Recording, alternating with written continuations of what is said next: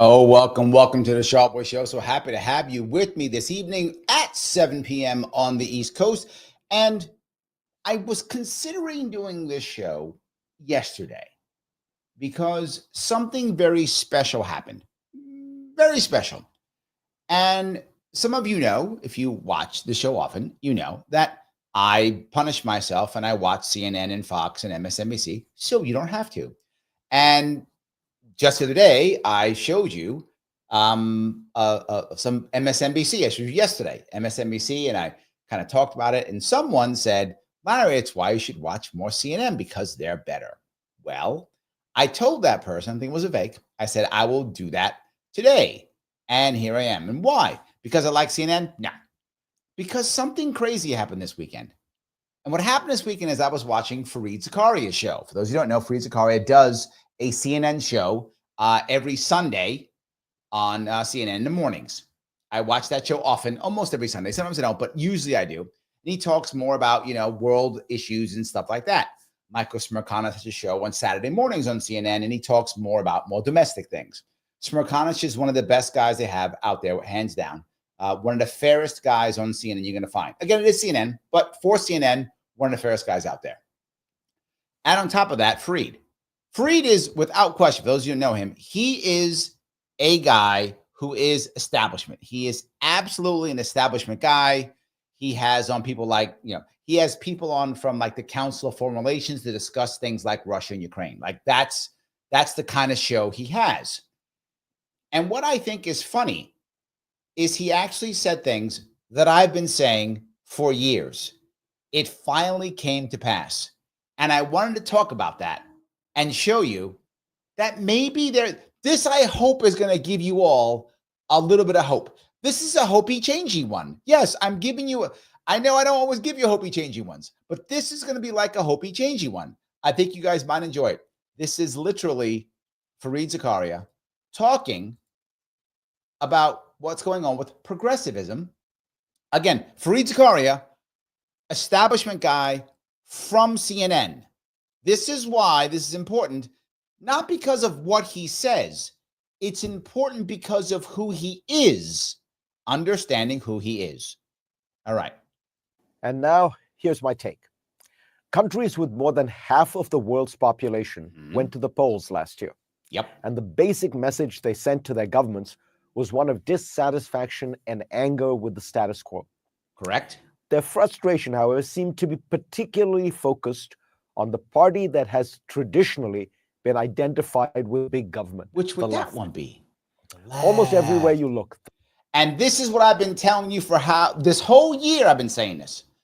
When you asked me about what was last year about, remember that was last year about? I said it was anti-establishment. It was anti-establishment. Is we're tired of being scolded. Remember I said that. This is actually what he's finally, he's basically saying, Larry, you're right. You've been saying this for a while, and now it's there. He's actually going, it's the left. The left has become that. Again, if you go back, and Fareed's old enough to remember this, which is why it's so shocking for him and for me. If you go back 40 years, 50 years, the right was the establishment party. The left was the rebel party. Those days are completely over. They don't exist. That's why so many of the now Republican rebellion guys are all former Democrats, because they remember the Democratic Party when it was the rebel party. They remember that. Oh my God. Andrea's teasing me. Hope from Libertarian? Yes, I have some. And already I just showed you some. And guess what, Andrea? I have more. I got some hope today. I'm pumping. I'm shilling hope today. I am. I'm being hopey changey. The left is in ruins. Of the 27 countries of the European Union, only a handful have left-of-center parties leading government coalitions. The primary left-of-center party in the European Parliament now has just 136 seats in a They're losing everywhere. 720-seat chamber. Even in countries that have been able to stem the rise of right-wing populism, like Poland, it is the center-right that is thriving, not the left. And in the US, of course, the breadth of Donald Trump's victory, nearly 90% of counties in America moved right, suggests that it is very much part of this trend. And that's the point I want to bring up, right? This is a trend. Now, did Trump all of a sudden turn California blue? No. Did he all of a sudden turn New York blue? No. But did he shift all of the counties? Almost all. Yes. He shifted the counties. And it isn't just him. It's across the world. You're seeing it. People are tired of the establishment. Why? The establishment has failed you. And people who get mad, I've been saying this, Democrats don't understand. Saying the establishment says this is good doesn't make it good. Does not make it good. That's the point. And this is a change everywhere. You guys probably saw Mr. Zuckerberg speak. Some of you talked about Mr. Zuckerberg. Even homeboy Zuckerberg's changed. He's like, wait a minute, all that stuff I did, just kidding. See that? I'm a jokester. You can take jokes, right? Yes. This is a big difference.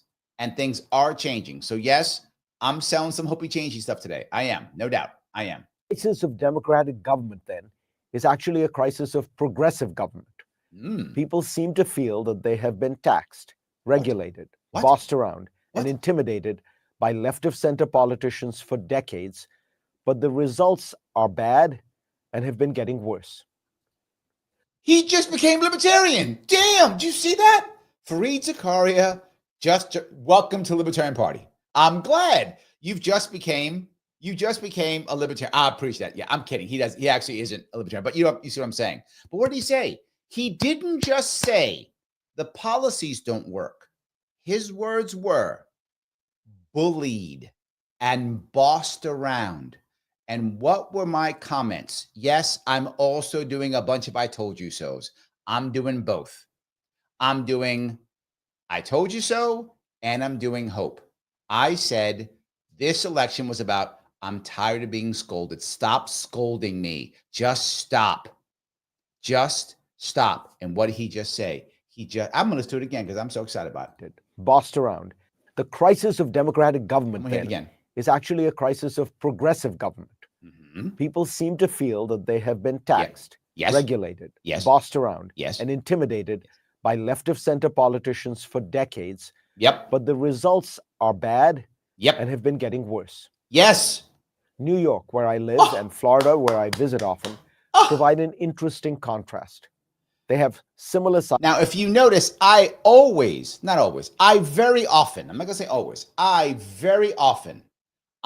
compare New York to Florida. And people say, is it fair? It's the closest you're going to get. They're similar in many ways. Even demographics, they're similar in many ways. So why do I compare them? Well, I've been comparing them for literally 7 years and saying how bad we are. For 7 years, I've been saying that. He's going to do it too in a couple minutes. Are bad and have been getting worse. New York, where I live, and Florida, where I visit often, provide an interesting contrast.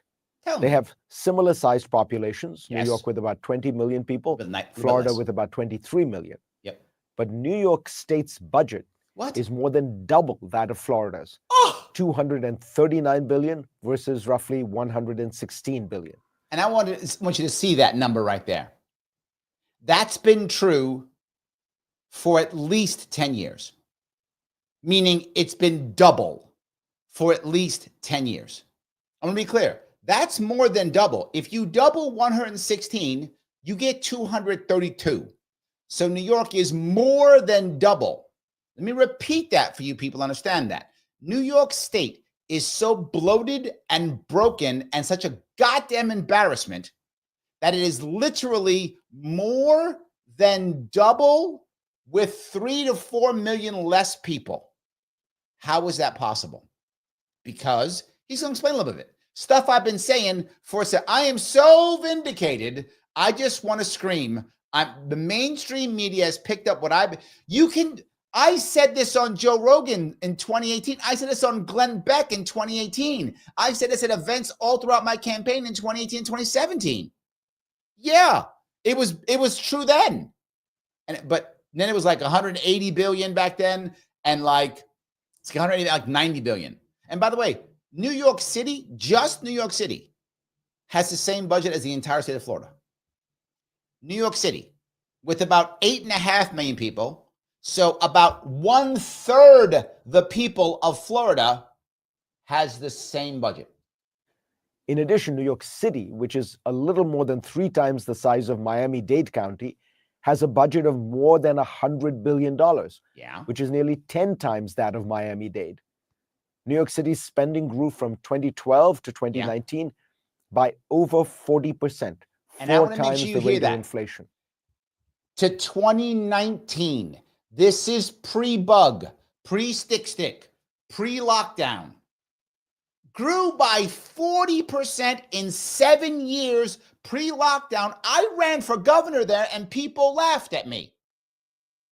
Larry, you're crazy, you're stupid. Keep paying 40% more. For what? 40% growth. You people in New York who didn't want to talk to me, who let me get my ass kicked in 2022, who ignored me. Look at that. There's your people right there. This is why I was running. Does any New Yorker feel that he or she got 40% better services during that time? No. What do New Yorkers get for these vast sums of money generated by the highest tax rates in the country? If you're Hold on. Highest tax rates in the country. And what did New York City do just this weekend? Raise tolls and add congestion pricing. Because you know what we don't need? We need more money. Ask anybody in this state what they always ask for. How do we fix it if you're on the left? We need more funding, more money. No, we don't need more money. We got the money. That's not the problem. It's something else. It's the highest tax rate in the country, as said by CNN's Fareed Zakaria, not by me. Highest in the country. It isn't more money. Double Florida, and Florida has more people. It's not more money. Off in New York City, you pay nearly as much in income taxes as in London, Paris, or Berlin, without free higher education or healthcare, I might add. Yep. New York's poverty rate is higher than Florida's. What? New York has a lower rate of home ownership and a much higher rate of homelessness. Well, we lost on all of them. Despite spending more than twice as much on education per student. Oh, you hear that? Now here comes the part that you know I'm going to jump up and down on.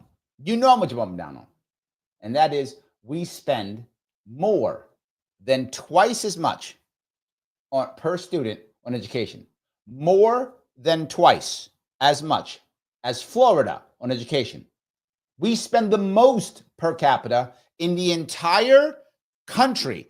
New York spends the most on their kids. No one spends more. I'm in California. We spend the most, but we need more money.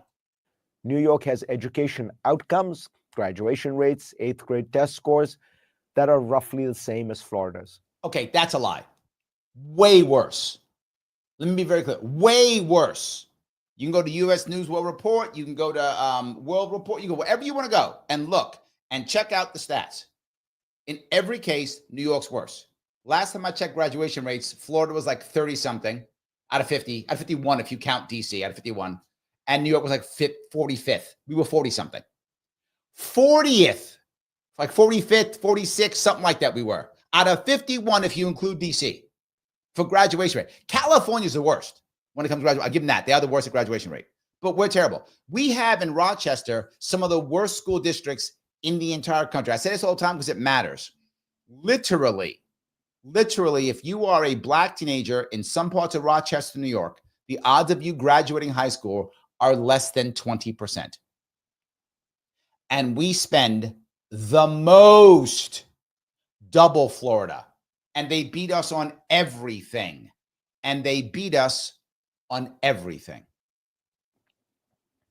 It's easy to comfort oneself by thinking that these sky-high tax rates and growing government revenues are providing some crucial ingredients of progressive government. That would be amazing. But they are often simply the toll of waste and mismanagement. What? No. The first phase of the Second Avenue subway's construction at $2.5 billion. Whoa. If you've been listening to me talk about MTA and fixing the MTA, which I've been talking about fixing the MTA, again, for 7 years, I've been talking about how to fix the MTA. And I talk all the time about this right here, the Second Avenue subway, which took over 15 years total to build. 15 years. And watch how he talks about how bad it is. You might go, well, Larry, it's because we got safety. We're not trying to, blah. I hear that shit all the time. No, he's going to compare, which I did too, which is why I know this data already. You can compare it to any large city, France, Tokyo, London, Berlin, any large city, how they also have all the same rules, if not more rules than us. And they also have unions and all the issues that we have. Yet somehow they can do it for less than half the price we can and faster. $1 per mile was 8 to 12 times more expensive compared to a sampling of. Oh my, it was that 8 to 12 times. We spent $2.5 billion per mile.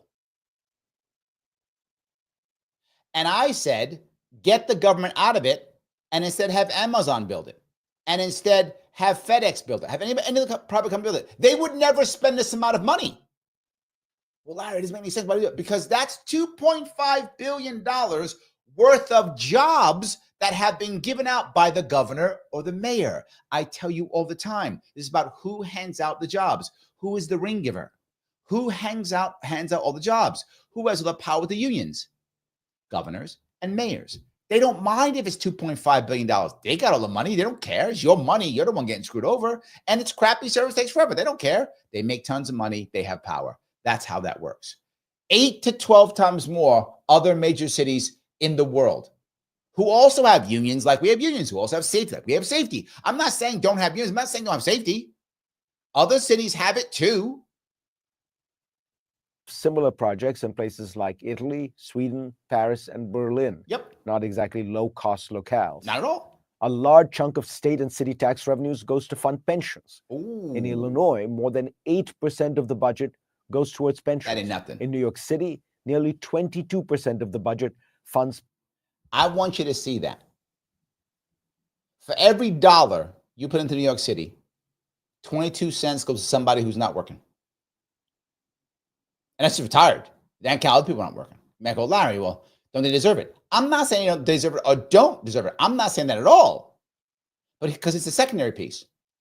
About 1 in every 4 pensioners doesn't live in New York State anymore. They moved out.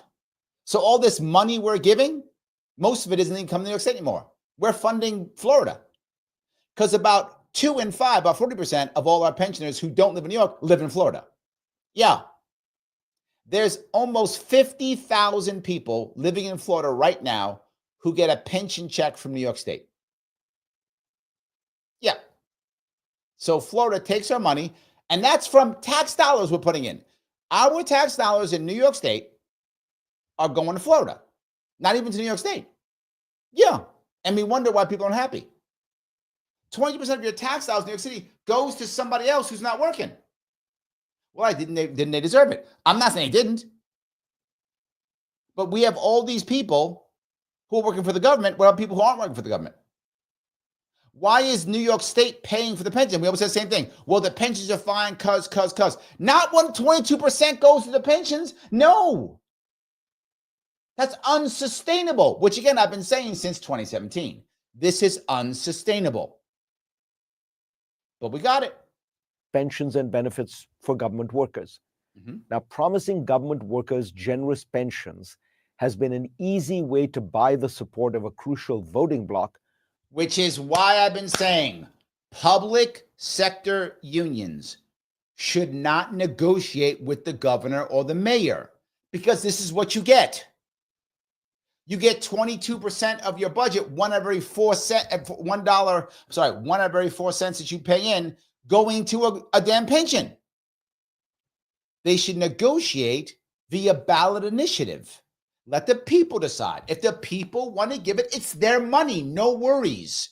If the people say, yeah, I'm happy giving 25 cents every dollar I give in to people's pensions. Okay, you voted for it. Good for you. Good luck. They're not voting for it. Nobody vote for that garbage. Of course not. Of course not. I'm going to work for 20 years quick. And am I mad at the pensioners? No. They took advantage of the deal. There's pensioners right now getting $300,000 or $400,000 a year from a pension. I'm not joking. You can do your own homework. That's true. I'm not mad at that person. They took advantage of the system, as they should have. We're dumb, and we made the system. And we made that stupid system. That's our fault, not theirs. While ensuring that the costs don't show up in the budgets until years later. Yep. America's big cities are incubators of growth, vitality, and energy. That's why the spotlight is placed on them and their governance. 100%. And what people have seen recently is liberalism run amok. For years, theft was rampant. What? Okay. The reason why I want you to understand something. Some of you may not know this. This is CNN. And a guy on CNN just said, liberalism run amok. That's not a thing you hear on CNN often, unless it's the token Republican guy who yells that. Maybe the token Republican guy might yell that. Maybe. This guy, he's not supposed to yell at. He just said that. Wow. That's why the spotlight is placed on them and their governance. And what people have seen recently is liberalism run amok. For years, theft was rampant in California's cities because of a weak shoplifting law. New York's homeless, some of whom are drug addicts or mentally ill, are left to frighten and harass the public on the streets and in the subways. The man charged this week with attempted murder after pushing another man in front of the subway had a string of prior arrests. Yes, he did. The ultimate test, of course, is how people are voting with their feet. Okay. For years. What I said, if you remember, there's so much, I told you so in this one. And there's so much, it's why I was going to do it last night, because I was just so excited when I saw it on Sunday. I had to watch it twice when I saw it on Sunday. I was like, whoa, is someone teasing me? Oh my God. So, yeah. Okay. So, literally, he's been saying what I've been saying forever. And it just made me feel so good to hear him say it. I just am so happy that he's actually saying something real. He's talking about people being tired of all the problems and issues, people being upset about everything, and that people have to understand the establishment doesn't work. Front of the subway had a string of prior arrests. Yep. The ultimate test, of course, is how people are voting with their feet. Now, the prior arrest piece, I talked about the failure of our terror. Now, again, be clear. I am absolutely for trying to have better bail. I am. The concept of bail reform is amazing. What we actually did was an embarrassment, was horrible, and we're seeing it, the results of it right now. And our judges completely screwed us as they're an embarrassment, as they did right now. But he says the number one thing is people judge voting with their feet. And I told everybody when I ran both times, the number one thing that I was going to judge my governorship on was if in 4 years I haven't stopped the bleeding of people leaving New York State. That was my issue. Could I stop the bleeding in 4 years? Could I get people to start coming back? I don't know if I can do that, but could I stop them from leaving? Because they are, and he's going to cover that right now. For years now, New York has been losing people to states like Florida. The same story can be told with minor variations about California and Texas. Basically, big red states are growing at the expense of big blue states, which will translate politically into more Republican representation in Congress and more electoral votes. There's now an interesting effort by people like Elon Musk and Vivek Ramaswamy to combine cultural conservatism and economic nationalism. Now, I want to be clear again. This is CNN. I have to keep saying this because if you watch CNN at all, you know this is not normal. This is not a thing that you see on two separate pictures of Elon Musk and Vivek Ramaswamy, and it's not the dumb one when when Vivek's saying something or Elon's jumping in the air looking crazy by Trump, MSNBC only makes Elon and Vivek look stupid every time. Never picks a picture that's ever good.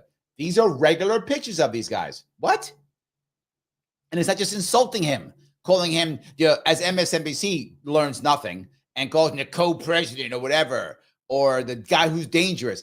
We just saw it last night. MSNBC was calling him dangerous, co-president. He's not. He's not. With the radical reform of government, that could be an appealing ideology for many voters who are frustrated by a government where nothing seems to work that well. Okay. I know I keep saying it. Maybe I have issues because I'm so excited. It's fine. Then let me be excited. This is CNN saying that this radical stuff, people might actually like it. Wait a minute. You mean like the 90 million people who voted for it? The people who aren't unhappy with guys like Elon Musk, RFK Jr., and Vivek saying the establishment doesn't work and trying to fix it? Huh? Yeah. He finally gets it. I love it. On the other side, if Democrats do not learn some hard lessons from the poor governance in many blue cities and states, they will be left defending cultural elites, woke ideology, and bloated, inefficient government. And that might be a formula for permanent minority status. Yes. I wanted to bring that up because he says it not because he actually thinks that Republicans are good. That's not why he says it, obviously, right? It's not why he says it. He says it because he's worried that this will be the end of the Democratic Party. Because he's still a Democrat. I mean, he hasn't all of a sudden become a Republican or become a libertarian. I wish he became a libertarian, it'd be amazing. But he's not, right? I'm being realistic. He is concerned that this is the end of the Democratic Party. And if the Democratic Party doesn't start thinking and learning something, that before you know it, they're going to be permanently a secondary minor status. He wants to end that. That is his concern. So just be clear. It's not because he all of a sudden, I love whatever. I love Republicans or libertarians or whatever he loves. No, of course not that. So I just want to be clear on that's not where he's going. So anyway, that is the reason why I want to bring that up. Now, why does all this matter? It matters because there are many people right now who are actually understanding that this was a major change. Stuff that I've been saying forever is true. I've also been talking about how New York is completely broken and that we have to make massive changes or things are never going to get better. And most important piece, what happens to New York goes to the rest of the country. And people don't always understand that either. Whatever happens in New York goes to other countries, other states. It goes everywhere. And it's critical that we understand that. This is why New York matters. This is why I ran for governor the way I did. This is why all this stuff matters. I think we have to really focus on New York because of what he just said. Now, you might go, okay, Larry, if Fareed is saying that, that means finally people are getting it. And when people get it, things will change. No. You just saw it today. That's not what happened. I mean, let me grab some comments if I could. A bunch of memberships. Rick, thank you for the membership. I appreciate that so much. Also, Andrea, gifting memberships. Thank you for the Sharpe Way. Thank you, Andrea. Gifting 5 memberships for Sharpe Way. Guys, please grab those memberships if you can. Membership does matter. If you like what I'm saying, and I'm about to give you guys a bunch of comments and go back and forth here if I could, click the button known as Lima, India, Kilo, Echo. That button does matter. I appreciate it. For those of you who can make a shift over on YouTube, Facebook, and X, if you watch this show on Larry Sharpe, YouTube, Facebook, and X, if you can shift over to Sharpe Way for YouTube, Facebook, and X, it's great. Rumble, stay where you are. All good, no worries on Rumble. But if you are on those three, please make a shift over to Larry Sharpe. I'm not over to Sharpe Way because I'll be shifting to do the show live on Sharpe Way next week. If you have not reposted this show or shared it, my only one question is, why do you hate me? I don't get it. I don't know why you hate me so much. What have I done to you except give you some hope today from CNN? That's what I did. I gave you some hope today. I literally walked up and said, here is some hopium. Inhale. That's what I just did. So for that, I should get like a repost or something. Shouldn't I get a repost? Absolutely, I should get a repost, 100%. If you haven't subscribed, please do so. It does matter. Super chats go right to the front. If you want to get your chat right to the front, I will pick it up as soon as I can. And of course, if you want to become a member, that's always good. Membership, click that join button, $29 per month. And you already have some membership given out. Grab a couple of those if you can. It really does matter. I do appreciate it. All right, let me grab some of these if I could. Let's see here. Let me grab a couple of these. All righty. All right, let's see if I, okay. Wow, a lot of people going back. Well, I appreciate that. Yes, a lot of hate. Everyone's saying hi. I love it. There we go. Okay. Fahim asks, I know it's off topic, but what are the odds of Trump obtaining Greenland, Canada, and Panama? That is tomorrow's show, Fahim.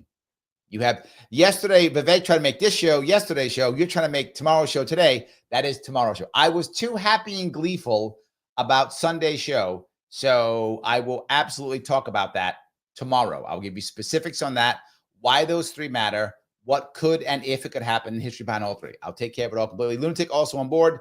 So I remember the theory of North American Union, the Canadian United States Mexico currency. Yep, it was called the Amero. That was the answer for that. The Amero. That's what it was called. So yes, anyway, that idea. All righty. Let me see if I can grab a couple more of these if I could. Carl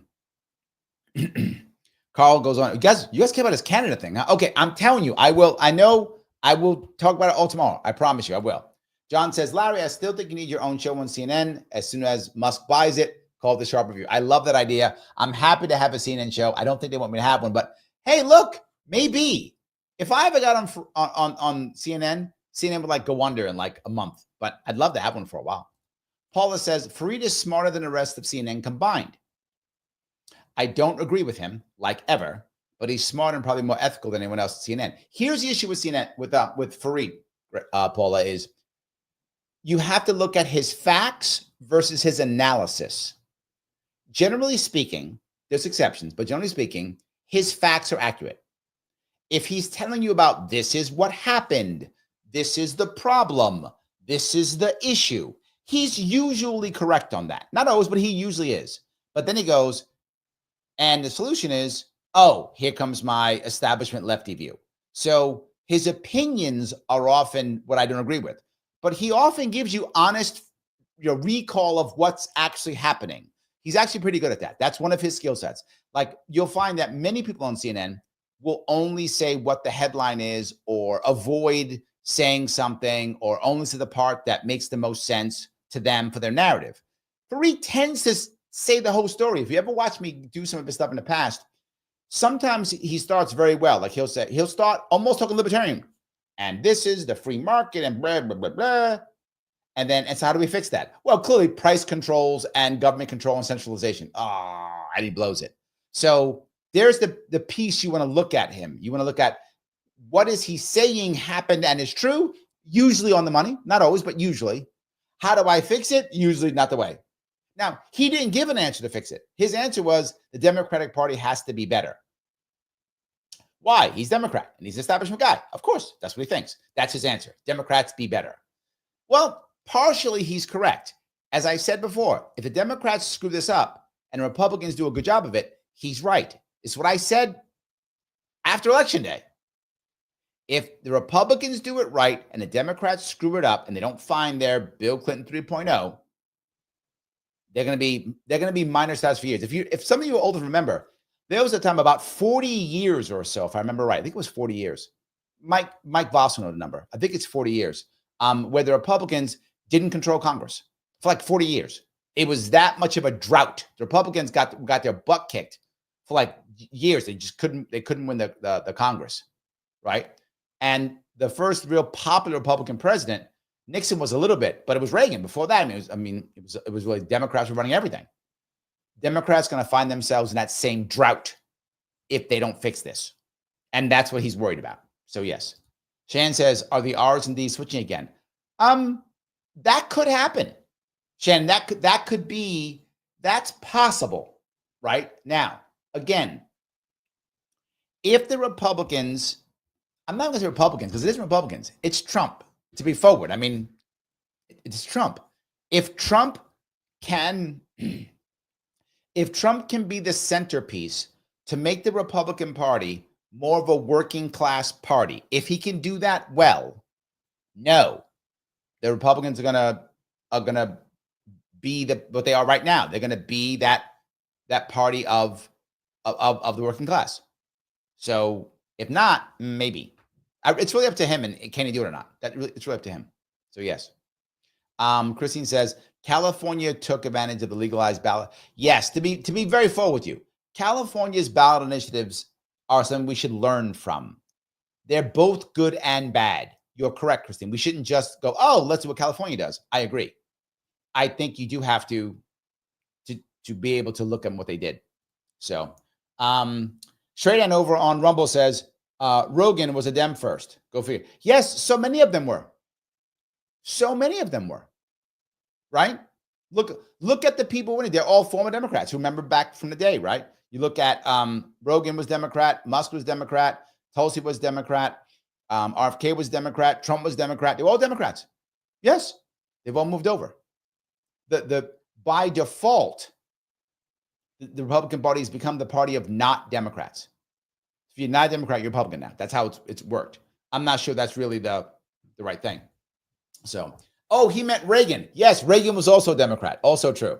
Reagan was a union leader. Union leader and Democrat before he became Republican. Also true. Yes, because to do anything, you had to be a Democrat because they were winning everything. They were winning everything. So yeah. So Paula says FBI visits may have scared Zuck a little. No. I mean, okay. I'm not saying no. Yes, but maybe the way we think, right? And again, I'll touch Zuckerberg for a minute, only because it's the same stuff I said before, right? And I'm doing a lot of I told you so tonight. This is I should have made it a told you so segment. This really is. If you remember, people were like, Zuckerberg's a bad guy and he's hurting people. And I was like, he's not. He doesn't care. He's not a bad guy. He's not a Democrat. He's not a he doesn't care. That's what I said. I said he was scared. To your point, Paula, because the FBI was on his ass, calling his people, calling him, and he was scared that they were going to either shut his family up or shut him or put him away or shut his business down or the government was going to. He was scared of government. That's what he was. He was just scared of government. So he did whatever they said. They said censor, he censored. They said stop, he stopped. It wasn't because he wanted to. He didn't care. He was just afraid. You are correct. And I told you, the glory that Elon Musk did was not that he bought Twitter or whatever. I know it was better for me for Twitter personally, but I'm saying that isn't the big picture aspect. The big picture was Elon said, you can't touch me, government. I don't care. I don't care. And then Musk went, oh.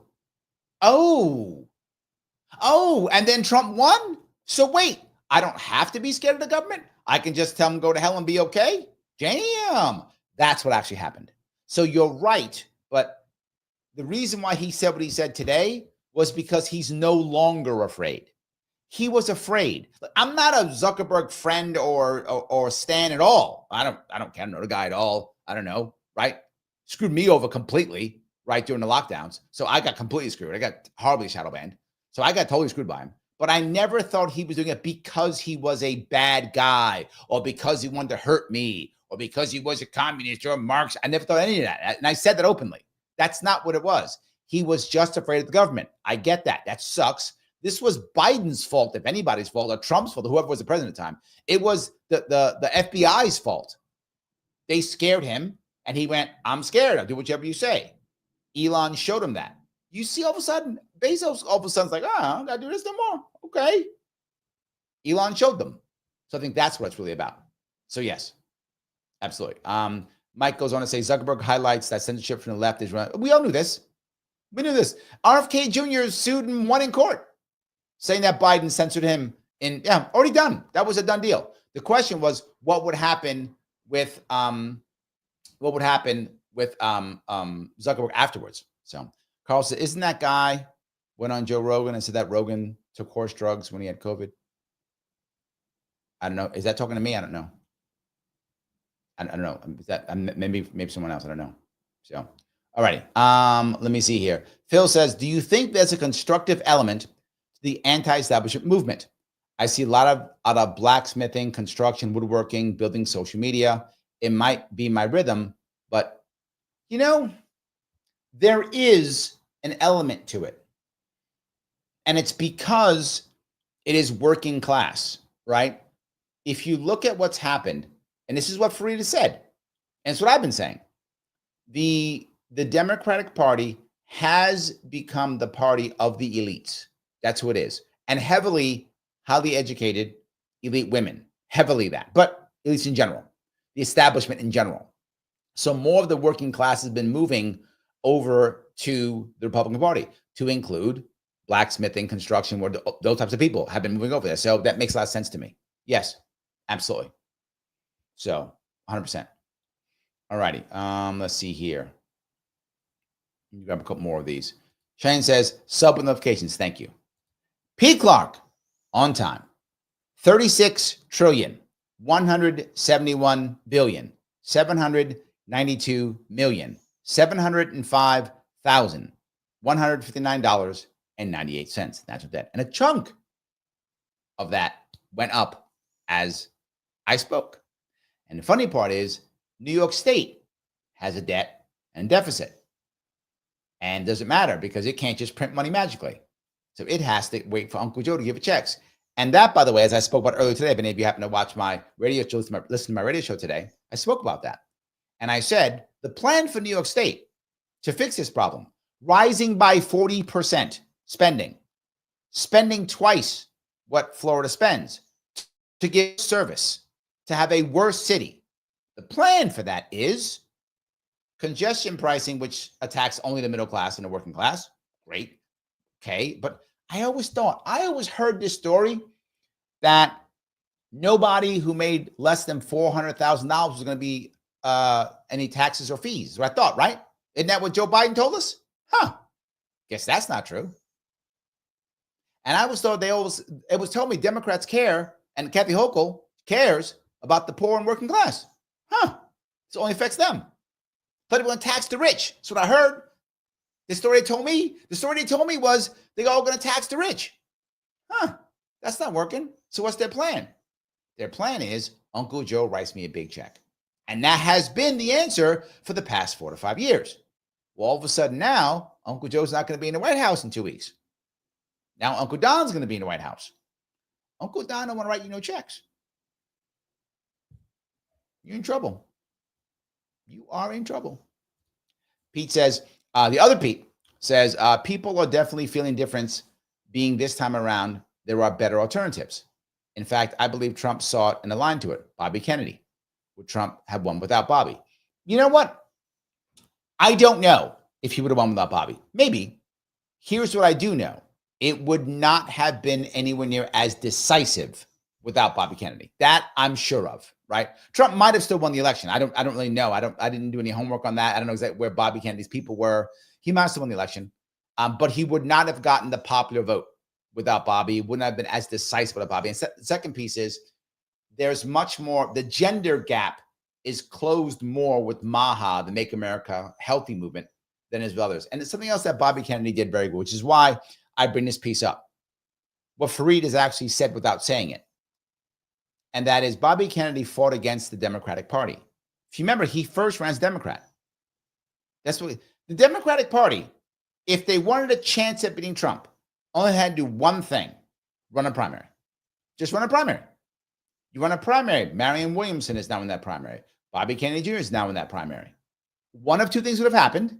Either Harris would have become a great, I don't know, that's imaginary. But anyway, theoretically, Harris would have become a better candidate. I mean, whatever. That's one option. Or another option, you get a better candidate, whether it would have been Bobby Kennedy Jr., whether it would have been whatever, Marianne Williamson, whatever. You would have got a better candidate. But not just that. If it wasn't Bobby Kennedy Jr. and it was a candidate who won, they could have brought Bobby Kennedy Jr. on. They could have gone on Joe Rogan. Right? That person could have gone on Joe Rogan. Maybe Trump's beatable now at this point. But once you have no primary, Trump is now inevitable. So, yes, I do think that Trump did something very savvy last year. And that was, I don't know if he did it or if it was his team who thought of it or whatever, but whatever, he gets credit for it because he's a candidate, so he gets credit for it. He put that unity team together. Brilliant move. Harris didn't do it. Didn't even try. So yes, didn't even try. So Pickleball says, the sleight of hand here is hilarious. Of course, the establishment guy is going to shift the rhetorical blame to progressivism rather than actually looking in the mirror. It's a good point, right? This is a part that I think the Democrats have failed at, think about completely. And this is their economic, I'll say that, their economic progressivism, their economic, more liberal economic side, maybe progressive side of economics, abandoned them last year, abandoned them. They went to Marianne Williamson, they went to Jill Stein, they went to Cornel West. It's true. It didn't show up. They abandoned them. In certain cases, they actually jumped on the Trump train because they thought, okay, I can't get economics, so what can I get? Can I get American protectionism? Can I get Make America Healthy Again? I'll take that because I can't get what I want economically from the Democrats. I think you're right. So he goes, oh yeah, well, it's because that. Instead of going, no. I think your point's a valid one. If Democratic Party would go back to its base, they could have got a whole lot of votes. There should not have been a space for Bobby Kennedy to run independently. There should not have been a space for Marianne Williamson to walk away. There should not have been a space for Cornel West to run. There shouldn't have been a space for Jill Stein to run. The Green Party should not have had a space to run. But they did. To your point, Democratic Party abandoned that part of their base, which now is no longer their base. You're correct. And they should have learned that from Bernie. 2016 is when a Democrat should have won the election. They should have been like, whoa, about a third of Bernie supporters voted for Trump. We screwed up. What were we thinking? Let's make a turn. They did not. So, yes, correct.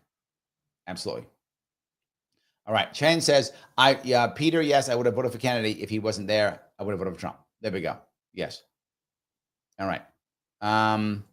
Christine says, that's where they got it, Larry, and they probably won't give you credit. Yeah, they won't. It's fine. I don't care. It's, as I said before, as I said on Rogan, take my policies, fix my state. I don't have to run then. I'd rather not do it. Right? I'd rather not run. I'd rather them fix the state and I could just not run. That'd be better, but I don't think it's going to happen. So yes. Paula says spending grew and crime didn't grow. Yes. So I'm going to spend more to get more crime. I'm going to spend more to get worse outcomes. I'm going to spend tons of money to get nothing but bad outcomes. Lunatic says, I am almost unemployable because I know too much on level of starting and running a business. Well, then don't tell them everything. All right. I'm going to give you, it's off topic, but I'm going to give you a little bit of advice here. There is a difference between being honest and unnecessarily open. I don't have to tell you every single thing about my life or what I know. I don't have to. I should tell you what you ask me for. If you don't ask me, I don't have to say it. Well, that's lying by omission. No, that's bullshit and silly thinking. No, you don't have to tell about everything. So I would say, even if you need to, avoid some things on your resume. Don't lie on your resume, but just don't put some things, right? If I was trying to get a job doing certain things, I probably wouldn't put everything that I was doing. If I was trying to get a job, I don't know why I want to, but I want to raise money for, some Democratic fundraising thing, right? I probably wouldn't put that I ran for governor as a libertarian. I probably would not put that on. I hope they wouldn't look for me. That's all. I mean, I meant silly, but that's the concept. I wouldn't put it on. I wouldn't lie. If they ask me, I tell them, but I wouldn't put it. So maybe you're saying too much, my friend. Maybe that's what the problem is. So yes, because he says, what the H should they spend all that money on? Grift. It's all on grift. It's all on grift. It's on waste and grift. It's on unnecessary laws. Literally, Kathy Hochul's going to do her State of the State coming up here soon. I will punish myself and I will watch it. It will be an embarrassment. But she said that last year she had looked at over 800 bills. 800, she said. I hope she's lying. She said 800. She said she had to sign 200 these last couple of months. 200 bills. I would ask you, what state on the planet requires 800 new laws? Like we are so deficient in laws that we need 800 of them in 1 year because we don't have enough laws. We need 800 of them in 1 year. What are all those laws? Handouts. It's 800 handouts. That's all that is. To her friends, jobs. That's all it is. Benefits here, benefits there. That's all it is. Yes. 100%. Yes. That's what it is. So anyway, Pete says, friendly reminder, Trump promised to free Ross Ulbricht on day one. Yes, I said I'm going to give him 2 days. I'm going to be good. I'm going to give him to day 2. Just say he might have forgot, got busy. I'm going to be very lenient. I'm going to give him 2. Love My Canon says, hang on. Isn't some of this relative to the high cost of living in New York City? Yes. Yes, it is. 100%. Yes. Mike says, at Larry Sharpe, notice he stopped at 2019. Yep. What about Hochul/Adams era? Yep. Even more taxes and far less service 2019. Yep. Safety? What's that? I don't know what safety is. I don't know. You and me live in a city. We don't know what that is. Not inside, not in or outside the suburb. Yep. Education fail. Leading illegal alien home. Yes. We took 200 migrants, 200,000 migrants in. Yeah. Yes to everything you just said. Yes. And I'm saying he stopped before that. It was 40%. What is it now? Another 40%? Right? 2019, that was 6 years ago. Another 40%, maybe? Whatever number. Say it's only 30%. Okay. Whatever. I don't care. It's huge. And nobody who lives in this state, who lives in this city, Mike, and you know this, is going to say, well, you know what? It's okay because the city got 30% better. Nobody's saying that. Nobody. Right? And he's been saying it. People have been leaving. New York State, for about 20 years or so, has been the state that has grown the least. Now it is the state that loses the most. And I have to say this to be very important. Very important. New York State took in about 200,000 migrants this year that we know of. About 200,000 last year, 2024. And we still lost population. Yes. Took in 200,000 migrants and still lost population. As I've been saying, we lose about 300,000 every year. Gone. Pack up and leave. Wonder why we can't make things happen. Because nobody's here. Because nobody's here. That's the problem. Yes. Pete says, with these numbers, why do New Yorkers still be voting blue no matter who? Because the people who are saying are Democrats, number one. And less are, to Fareed's point, people are moving a little bit more towards Republicans, but they're not. They're moving towards Trump, right? This is something I've been saying forever.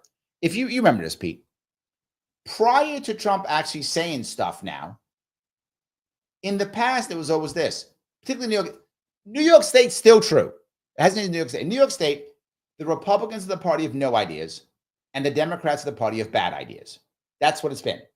So if I'm in trouble, I got Republicans in New York State going, I don't have any idea. Everything's fine. Or not caring, just grifting, not caring. And I got Democrats going, here's terrible ideas. Well, they're ideas. I'm in trouble. I'll take those. Maybe they'll work this time because Republicans got nothing. You got something. That reversed last year. What happened last year? Democrats said, everything's fine. Nothing's wrong. Why are you crying? We didn't need to change anything. Everything's fine. Even Harris, I wouldn't change a thing. Nothing's wrong at all. So Democrats became the party of no ideas. And Trump was like tariffs and America first. And he had ideas. And they went, oh, we'll take those ideas. Because there's ideas. The reverse happened. So if New York State doesn't find a Trump-like figure who has some kind of ideas, I mean, Republicans won't. They're Republicans, they won't. So they won't do it. And they don't care. They won't. They're going to get Grift. They're not going to care in New York State. So they'll remain the party of no ideas. As you hear Democrats always go, orange man bad. Republicans in New York just go, Democrats bad. So no one votes. No one's going to vote for them. And that's why they vote blue still, because New York State Republicans don't have any ideas. When they have some ideas, maybe New Yorkers will vote for them. And people go, well, but Trump. That's Trump. Trump is different. He's not the Republican Party. New Yorkers don't all of a sudden love Republicans. That's not a thing. That's not a thing. Do they love Trump? Lots of them do. That's clearly true. But that's not Republicans. It's different. So anyway, Paula says, Florida public schools aren't all that. So if New York is far worse, terrifying. Correct. Florida public schools are in the bottom half also. It's just New York is worse than that. Correct. Florida public schools are like 30 something out of 50. And New York schools are worse than that. So yes, worse than that. All right. Let's see here. Straight End says the Dems are breaking up. Maybe Trump can bring in Phillips and Williamson. Actually, Marianne Williamson is actually running for DNC chair. So if she were to win, I know Marianne Williamson, she's a wonderful person. Obviously, we don't agree on a lot of politics, clearly. She's far further left than I am. But she's still a good person. And one thing about Marianne Williamson that's amazing is if you know her at all, she really does care. Like that's a woman who actually cares. She's not about the grift. You may disagree with her policies. It's fine. But for her to run for DNC chair and to be the face of the DNC when they're in trouble and to have someone who actually cares about the people, that's a win for Democrats. If I'm a Democrat, I mean, obviously I'm not, but if I was a Democrat, I'd happily vote for Marianne Williamson as the DNC chair. Better. You got somebody who actually cares and doesn't want to just grift. And most of them just want to grift. And she says it. Like she says it. It's all about the grift. She says it. So yes, I think that's critical. So, all righty. Let's see here. Mike has the actual numbers. New York State has graduation rate of 88%, ranked 43rd. I thought it was like 44th. There we go. Yep. There we go. So, yeah, terrible. Dave goes on to say that's, the $2.5 billion a mile. That's $473,485 per foot. Man, that's almost $457 per inch. Man, maybe I'm in the wrong business. Just saying, somebody's making a lot of money off this. Damn, they're making so much money off this. This is crazy. Wow. All right. Pinkenborough says pensions don't exist in private sector jobs anymore. Yes, that's correct. And that should tell you something, Pinkerbell. Why don't pensions exist in private sector jobs anymore? Because they're unsustainable. That's the reason. They're unsustainable. So who kept them? Governments. But they're unsustainable. We'll just go worse and worse in debt. Illinois is pretty bad. Illinois is almost a basket case when it comes to finances. But Illinois is only 8% goes to pensions. New York State is 22%. New York State has an advantage. Illinois doesn't really have any big sector that's going to help it. Just doesn't, compared to like California, which still has tech sector in the north and still entertainment, not as much, but in the south. New York only has New York City finance sector, which is going away too. Once that goes away, unsustainable. Correct. Unsustainable. You've got to somehow get that into the private sector. And that's going to be hard. Mike says, at the end of the day, CNN and Fareed push and donate to only Democrats as a solution to every problem he is mentioning. Each problem created by Democrats' single-party rule. Yes, and that's my point. This is my point, I think, as I was bringing up earlier, which is, you do want to look at what Fareed says as his facts that he brings up as he talks about things as true. He tends to be right when he's expressing what's happening. He tends to be right. But then his actual answer, that's the problem. You're right, Mike. That's the problem. His problem is, here, all these problems that were caused by Democrats. So what's the answer? You know what? Better Democrats. That's the answer. So, yeah, 100%. So, Grant, thank you so much for the memberships, my friend. 10 memberships. Thank you, guys. Pick those up if you can. I appreciate it. Thank you so much, guys. Every membership does count. I appreciate it. Thank you. Do appreciate it. Straight on over on Rumble. Thank you for the $5. I hope that's I hope I'm giving you a good show tonight. He says, the Thomas Massey debt clock badge is for sale now, and my gift card doesn't have enough money on it. I guess I'll give it to Larry. I appreciate you. Williamson won't win because she cares. I hate that you're right, Straight Ann. Like, I'm mad at you because you're right now. You're right. She's not going to win. She was on Breaking Points today or yesterday, one of these days. Yesterday, I think. She's on Breaking, talking about her trying to run. And they're already boxing her out. And you're right. She does care, and she's not going to win. And she should win because she actually cares. And to have people who care is a good thing. And she should care. Again, whether you like her politics or not, how about care first? Do that. I like that one. Yes. Garrett, give it another one. Thank you, Garrett. I do appreciate it, brother. Thank you so much. I do appreciate that. Yes. So, all righty. Let's see if I can go down here. Andrea said, wow, CNN calling out the crap. This is why I showed it to you. It's not a normal thing. You don't see it that often. It's not a normal thing, right? You don't see it. Phil says, I wonder if Fareed has some insight having lived globally. Sometimes that gives perspective. Fareed is a smart person. It isn't intellect. To be very clear, it's not intellect, it's ideology. Fareed is a very smart person. If you look at him, he's a smart man.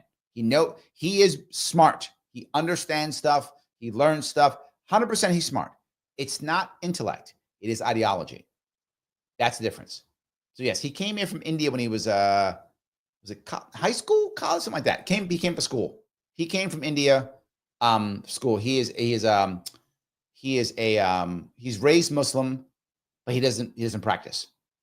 That's what I know about him. So yes. All righty. Lunatic says, humans are so comfortable in their misery, bred in circuses, the slaves don't even know they're slaves. I'm going to walk down that road with you, Lunatic, for a bit. It isn't just that. And I bring this up often, and we should really understand this. The reason why I joke, I gave you guys some hopium, so you can do a little bit of hope, is because humans don't change because things are bad. You're right. We are very adaptable. In fact, the idea of just accepting pain is there's a term, and it's called learned helplessness. We just become helpless. That's it. And we just do nothing. Humans change when things are bad, and there is hope. Both of those things must exist. If it's just things are bad, to your point, we just stay in our misery. It's what humans do. Right? Will there be some people who won't? Yeah, but not as a group. One guy or gal will do something. The rest will just lay there and be helpless and be miserable. But now we got some hope.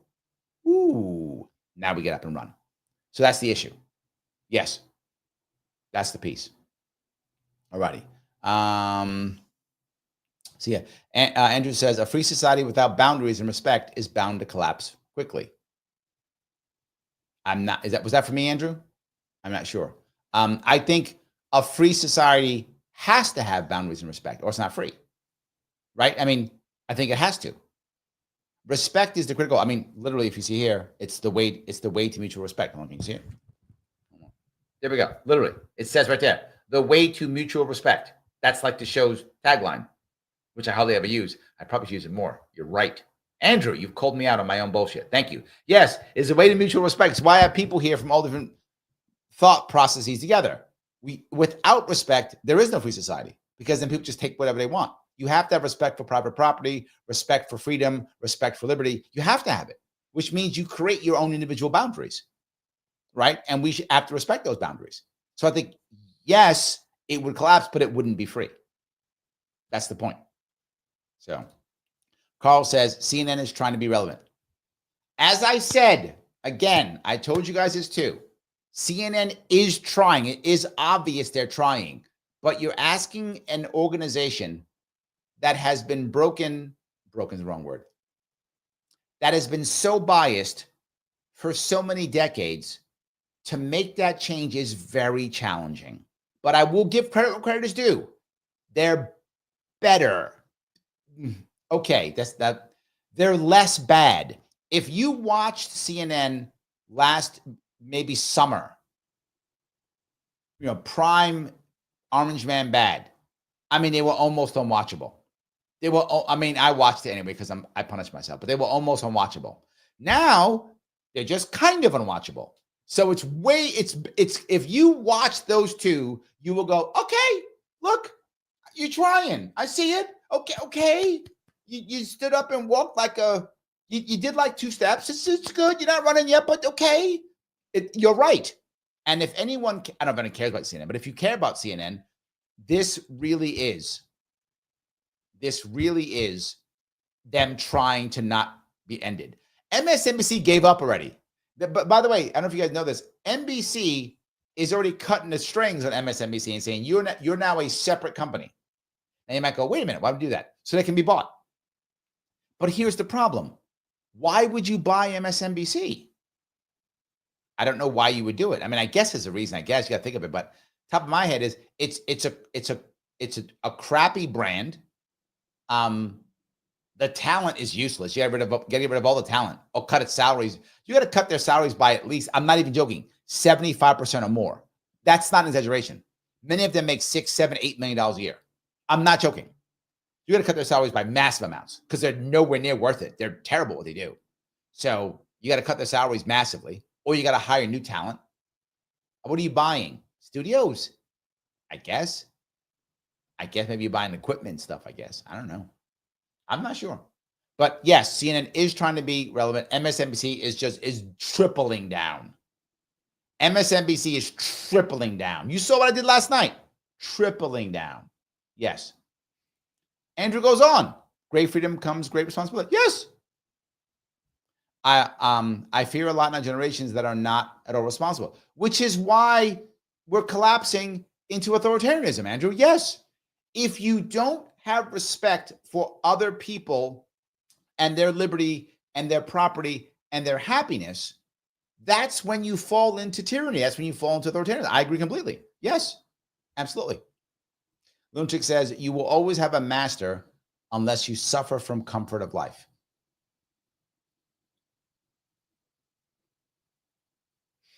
That's kind of almost Buddhist, right? Almost like life is suffering. Maybe. All right. Mike says, I think you mean Fareed. Fareed isn't saying to get his Dems to change. He's saying to scare Dems to double down at the failures that are Republican/Trump/MAGA fault and maybe for action breath. No, he's telling them to change. You're reading that wrong. I know Fareed. I mean, not personally. I'm sorry, him I don't know personally. I've met Marianne personally. We've eaten together. I know Marianne personally. I do not know him personally. However, I know him. I've been watching him for 2 decades, maybe decade and a half, long time. No. He wants Democrats to change. He does. He does not blame Trump or Republican. He does not. He said it, and he's not lying. He does not believe that. He believes Democrats got to change. He would love to have a Bill Clinton Democrat. He would love that.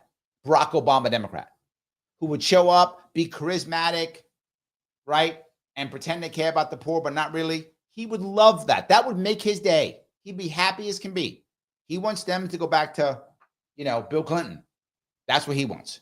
So yeah, no. He does not blame Republicans. He doesn't. He's like, where's our charismatic Bill Clinton? That's what he actually wants. That's why he goes, you got to defend that dumb woke ideology because he doesn't like the woke stuff. He doesn't want that. Bill Clinton wasn't the woke stuff. He wasn't a woke guy. He didn't want that at all. So yes. John says, Larry, it seems like CNN knows that you are correct. Now they're just testing the waters on a Sunday afternoon. I can only hope. Yes. Andrea says, maybe CNN will actually start holding the government accountable. And then Rick goes on, maybe CNN will be news again. I hope so. I don't have that much faith in that, to be forward with you, but I hope so. Look, to be forward, if CNN started firing some people, getting rid of some of their terrible people, bringing them some new people, changing how to do things, maybe, I think look, we all have hope. Wonderful. I would love that to happen. It would be nice to have CNN being news. If CNN would stop with the political stuff, this is what CNN could be great. Seriously, Rick. And I'm not making this up. I'm not trying to tease. If CNN would stop with the political stuff and start doing plane crashes and hurricanes, they were good at that. People would, there's a hurricane, put on CNN. They know where the hurricane is or whatever. That they were good at that. Just stop with the political stuff. Just do hurricanes and train crashes and stuff. Do that, right? And something happened overseas and just do that. If you see that, then it will happen. But I'm not sure. Lunatic says, I'm so done with virtue signaling, rhetoric, gaslighting, emotionally damaged theology, religion, race, color, creed, social, economic BS. literally everything on social media. You just named everything on social media, lunatic. Everything. Yes, absolutely. But you hear me say it. Virtual signaling is so bad it kills. Virtual signaling is so bad it kills. I agree. Gaslighting is wasteful. Rhetoric is only valuable if you're actually trying to make a point. Right? That's all it is. And theology and religion is valuable if it makes you a better person. Race, color, and creed only has any value if it gives you community. That's it. If it doesn't give you community, why does it even matter? And socioeconomic BS matters as long as you have what you need. That's how that works. Yes. Phil says that if you believe in big government as God, the growth of government atheists is worrying me. Less people believe in government. Oh, God. Okay. Give me a second to get that one, Phil. Okay. I had to walk down that road. If you believe in big government as God, the growth of government atheists, the libertarians, is worrying. That makes sense. Yes. Less people believe in government. True. And yes, that was his point. But I'm going to go further than that. I'm going to go further than you, Phil. It isn't just government. It's also the establishment in general, to include schools, colleges, hospitals. Yes, it is all of those things. So it is government, but it's also all of those things. Yes. Dave says there will always be a demand for progressivism. That's true. You're right. But there isn't a big demand for sex change operations for illegal immigrants serving time in California prison. That's a difference. Nicely done, Dave. Valid point. 100%. Yes. Dennis is in the chat. Similar to Fareed, Zuckerberg pivoted today. He jabbed at Biden, credited Elon, and put Dana White on his board. Yes, and I think I told you why. The issue is he finally realized he doesn't worry about the government anymore. Elon showed him that. And that's why he credited Elon, because Elon is the one who showed him that. Zuckerberg didn't do what he did because he is a socialist or an authoritarian or a bad, or whatever words you want to use to insult him. That's not the reason why he did it. He did it because he was scared. If you would have called him a coward, that would be more of an accurate word. We're going to call him that, maybe. He was scared. But you might have been scared too. It was your company, and the FBI is calling you and your people up and threatening. Why are you treasonous or whatever they were saying, right? You might have been scared too. So he did what he did because he was afraid. Elon showed him, you don't got to be afraid. They can't touch you. You'll be fine. He went, oh. And then Trump won. Oh. So now he's like, I'll do this thing. So it's all good. So yes, that's the issue. So Pete says, you say what happens in New York is going to happen all over the country.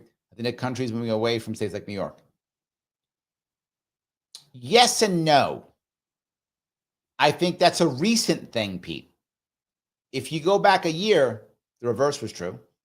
And I think as the economy struggles coming up here, which I think it's going to struggle coming up here, people are going to look for ways to raise money. And whatever New York gets away with, they might do. The other issue is whether you're a state, a red state, a blue state, purple state, whatever, you still probably want to control your state. New York State's is the closest to a police state there is in this country. If they get away with it, why can't you? Why can't you? That's the issue. So I think you could. So anyway, Phil says, don't give me hope, Hawkeye. No. I want to give you hope because I want you guys to actually do stuff. I want to give you hopium, lots of hopium. Take all that hopium, take it all in because I want you to actually do that. So yes. All righty. Okay. Let me go down here. Joel says, no, we can't let them put Larry on CNN at $20 million per year. It would ruin him. Yes, it would destroy me. Please, CNN, please don't put me on your station at $20 million a year. I would hate that. It would destroy me. Yes. There we go. All righty. Carl Du says, Larry shouldn't have a show on CNN. He should have it on Fox Business. You know, that reminds me, Carl. It just reminds me that I miss Kennedy. So Lisa Kennedy was so good to me when she had her show on Fox Business. And I'm going to say this is a very important thing. It's personal to me. If she happens to be watching, please understand, Lisa Kennedy, I love you. I adore you. Thank you so much for what you do. She's an ambassador with me at Freedom Fest every year in the summer at Freedom Fest. But more importantly, in 2022, when everybody was turning on me, stabbing me in the back, ignoring me, screwing me over, she had me on her show multiple times. She still had me on. Even when I had kicked off the ballot, even when I was getting my butt kicked, she still believed in me and she still had me on her show. She still did. I will never forget that. I will always be grateful for that because everybody else was like, Larry who? Larry who? I don't know who you are. She's like, no, you can come on. She had me on her show like 3-4 times that time when I was at my worst, when I was at my lowest, when no one gave a shit about me. And Missy was there. She remembers. But that when that was happening, she kept me on her show. I will always be grateful for her. I'm happy she did that and wish she had her show again. So yes, if I wasn't that, I would jump on CNN. I'm sorry, Fox Business to make that happen again in a heartbeat. Of course I would. Yes. So anyway, let me just keep going down here. All righty. Let's see. Andrea says Larry deserves a 7-figure salary for at least a few months, let alone how much impact he would have. I would take it. Yeah. I'll take it. Absolutely. Yeah. I would absolutely take it. 100%. Kim says Kathy Hochul equals Bill Clinton 3.0. Kim, are you trying to make me fall in my chair? Was that your goal? Because it almost worked. If that was your goal, like, well done. It almost worked. No, Kathy Hochul's terrible. Zero charisma, not that bright. Look, as much as I do not like Andrew Cuomo, I don't like that man. I have eyes. The man has charisma. That's true. He has charisma. That's why if he actually goes and tries to run for mayor, he could become our mayor because the man has charisma. It's just true, right? Again, you may not, I don't like him, he damn it, whatever. The man's got charisma. And that's all I'm saying. So if he might be Bill Clinton 3.0 in theory, I mean, he could be, maybe. He's got charisma, but he's got that Clinton in the past too. Maybe if he like comes back and remember Clinton was the comeback kid? Maybe Cuomo's the comeback kid. Maybe. Oh my God, that'd be terrible. Oh my God, Kim, you wouldn't have, this is the Hope Show, Kim. Why are you killing me? You're killing my buzz on this one. Man, okay. Wow. All right, Liberty Lady is on Rumble. She says, I loved when Larry was on Kennedy. I was so mad when Faux Business took the show off the air. She's the only one that had libertarians as commented. She did. She also had Spike Cohen on with me too sometimes. So that was also good. Yes, she had it too. 100%. Straight End says, it would have been nice if RFK Jr. had picked Kennedy, it'd be Kennedy/Kennedy ticket. That's true. Absolutely right. Yes. Ryan Murphy, thank you for the $5 super chat. Appreciate it. I quit watching Fox News/business altogether when Kennedy got canceled and Tucker getting fired. I know it hurt them. However, again, credit where credit is due. Fox has bounced back far better than the other two. And Fox also has Fox Nation, which is still moving. It's not as good as it could be at all, but it's still there. They're trying to shift over into some type of online stream if they can. They're trying to. It's okay, but not great. They're trying to. Yes. There we go. Yes. Pickup says the FTC lawsuit is what scared Zuck. I think that too. Yes. I think that too. I agree. And he wants to be on. Don't get me wrong. Zuckerberg is not stupid either, right? These people aren't dumb, right? They're not dumb. You can disagree with their thought process, but they're not dumb. So he's probably saying to himself, well, if I, am nice to Trump right now and Elon, that lawsuit might go away or I might get pardoned or whatever. So yeah, I'm sure he's not dumb. He's got that there too. Of course he does. Yes. Carl says, Larry, independence, knowledge, alignment. Oh, that's a nice like button. That is nice. I do like that. Yes. Paul says, I remember the GOP drought. And yes, Fried should be worried. This may go well for Trump and government. Yes, Paul, you remember, it was like 40 years, wasn't it? It was something like that. I don't remember exactly how long, but it was something like 40 years where the Democrats ran Congress and Republicans could never do anything. So yes, absolutely. The AC says, I can just give Trump money and be fine. It's not a bad deal, right? How much you need? So I write you a check and everything goes away? Okay. When you're Zuckerberg, you can do that, AC. How much you need? Oh, it's 200 million? Oh, okay. There we go. We good now? Oh, we're good. So, yeah, I hate to say it. I know I'm being flippant, but I mean, it could be true. So Missy says we need an SNN, Sharpe News Network. I like that. I like that. Mike says, Zuck isn't scared, he's selfish. Agreed. I think that's also true. His actions have always been to preserve his position and money, but that includes scared. That includes, I think it's both. It's all just biz to him. He goes to the winning side every time. Yes, and that was my point. People were saying, Mike, they were saying, oh, he's some kind of, he loves Democrats or he's some kind of lefty or something. I think you're right. He wasn't some kind of lefty. He was like, I want to keep my business going. I'm scared. And they're in charge, so I love them. I agree with you. But I would add, I think he's scared. He was scared and selfish. I think both. I don't think it's either one. Just my view. All righty. Pico says Musk isn't afraid because he bought his way in for real. The farthest thing from telling him to go to hell. Well, yes, but remember, he bought X or Twitter before he was officially on the Trump train. And he didn't even know Trump was going to win or not. So he did roll dice on this, right? He is a gambler. Most big entrepreneurs are gamblers anyway, and he was. So I do think he started it, before that, if that makes any sense. And then just jumped on board. Oh, I can just write a check and be good. And then he did. And Casey's point, and he's good. Yes. 100%. Yes. So, see if I can go here. Pete says, any of the X comments coming through? Not a fan of the Book of Faith. Yeah, I read some of your X ones already.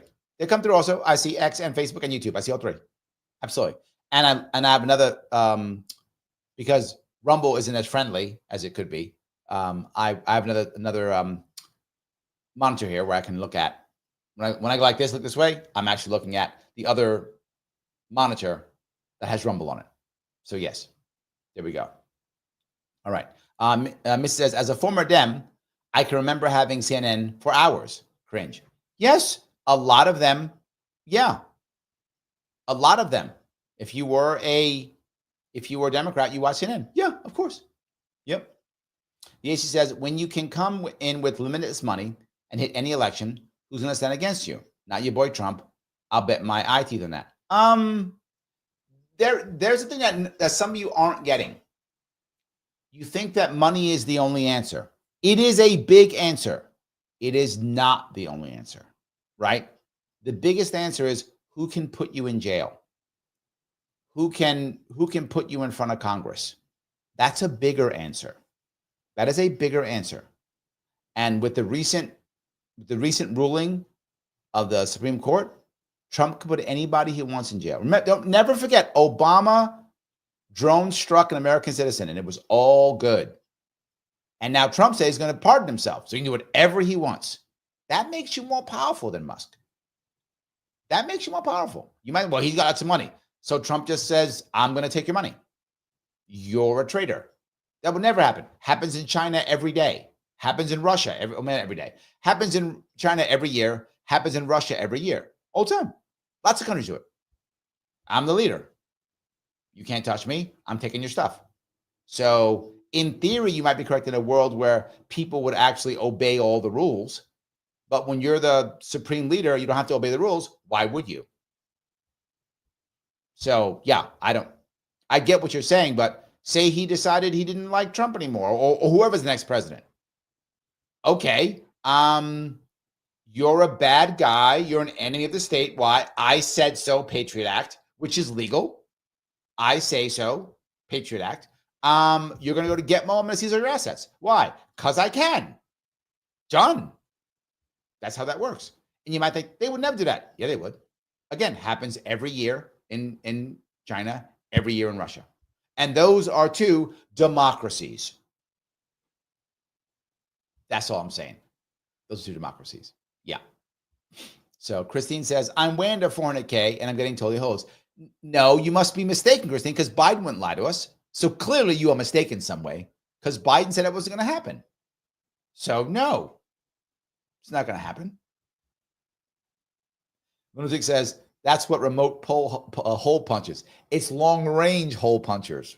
Just saying, long-range hole punchers. They're called. Yes, I like that. It's good. So, Christine says Bobby and Tulsi pushed Trump across the finish line. Yeah, yes, but I'm not sure. I'm prepared to say he wouldn't have won without them. I'm not sure. Maybe, right? Maybe, but for sure, it was as aggressive and as decisive because of that. So yes, that's it. Paula says, speaking of Fareed and CNN conceding, you see what Van Jones said about Trump's. I did not see that. Van Jones is trying. The problem with Van Jones is he's always trying to be relevant. Does he sometimes say things that make sense? Yes, he does. But he sometimes says stuff that makes literally no sense. Just like he just made it up. I don't know where it comes from. So he's, in my view, Van Jones is like just rolling a die, whatever comes up. Oh, it came up good. Oh, it came up crazy. I never know. But he does say some things that make sense here or there. Then he says stuff where I'm like, what is he talking about? What? So Josh says all states have a debt problem. North Dakota does not. North Dakota does not. Why does North Dakota not have a debt problem? North Dakota has a public bank.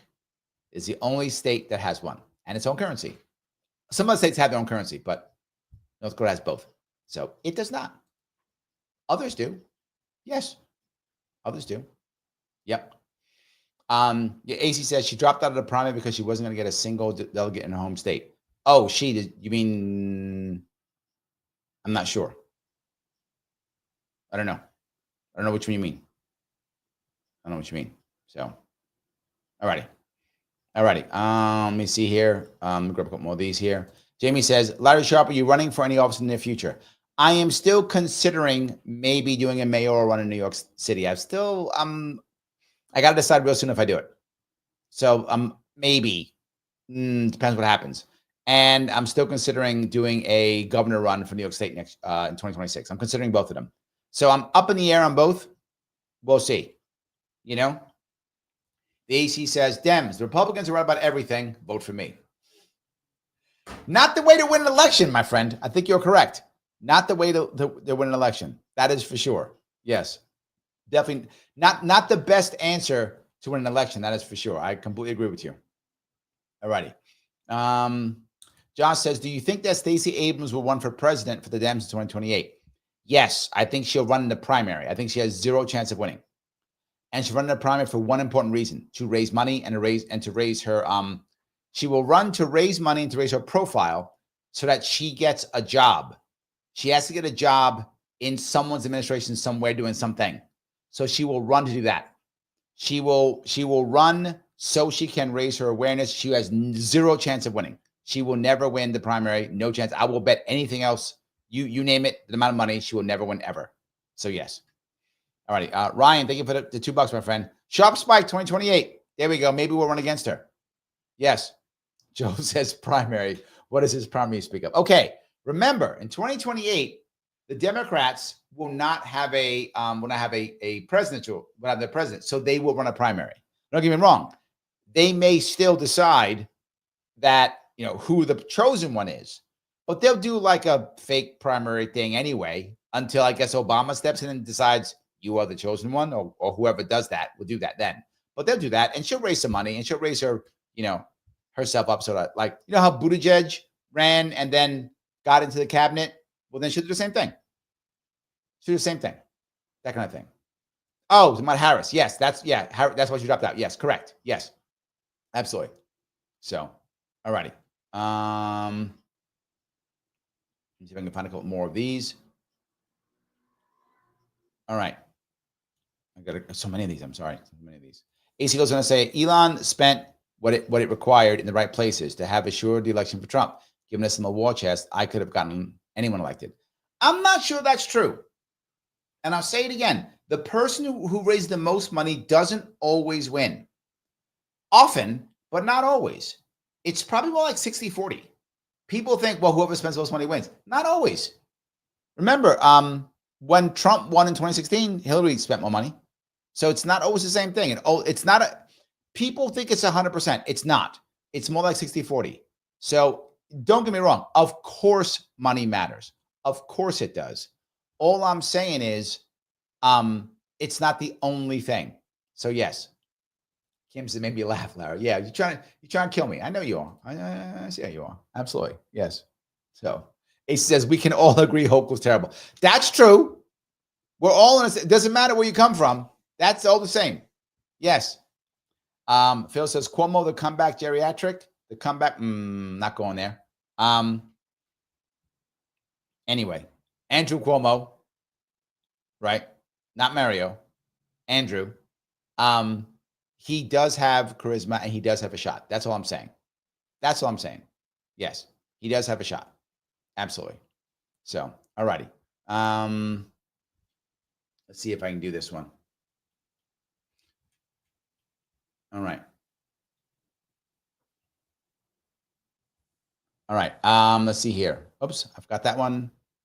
Okay. If Trump runs, Obama will run. Oh, you think they could? No. Okay. I don't think anyone's. No, I don't think any of those. I don't think Trump's going to run again. I do not think that's a thing. I know people are asking about it, but yeah. Andrea says Harris has no charisma. That is why she lost and spent way more than Trump. Yes. The reality of it is, Harris was a bad candidate and has no charisma. She does not project strength or warmth well at all. Not at all. So yeah, I'm with you completely. I get that.